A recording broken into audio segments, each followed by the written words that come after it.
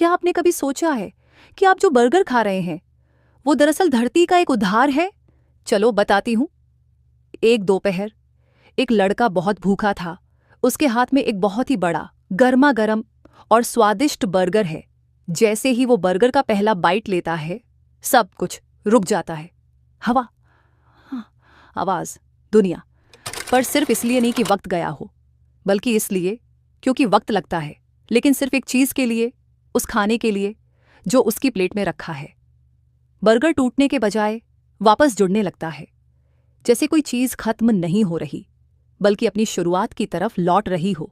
Burger का टुकड़ा धीरे धीरे सूखता है और फिर एक छोटे से गेहूं के बीज में बदल जाता है।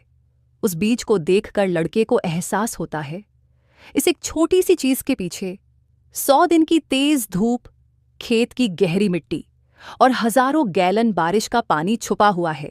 मीट का टुकड़ा उसे सिर्फ खाना नहीं लगता, उसमें उसे एक जिंदा सांस लेता हुआ जानवर महसूस होता है।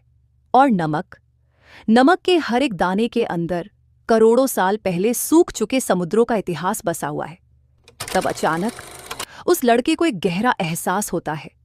उसकी प्लेट में जंक फूड नहीं है, उसका फोर्क मिट्टी के अंदर ढसा हुआ है, उसका गिलास पानी से नहीं, सूरज की रोशनी से भरा हुआ है। और वो बर्गर दरअसल धरती का एक छोटा सा टुकड़ा है। तब उसकी दृष्टि बदल जाती है। वो खुद को आईने में देखता है और पहली बार सच में देखता है।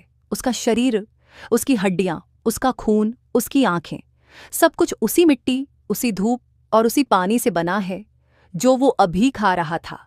वो कोई अलग इंसान नहीं है जो दुनिया से बाहर खड़ा है। वो धरती का ही एक हिस्सा है जिसे थोड़े से वक्त के लिए चेतना मिल गई है ताकि वो चल सके, बोल सके और धरती को ही वापस खा सके। अंत में उसे समझ आता है कि वो सिर्फ एक ईटर नहीं है, उसका शरीर एक उधार है जो धरती ने लोन दिया है।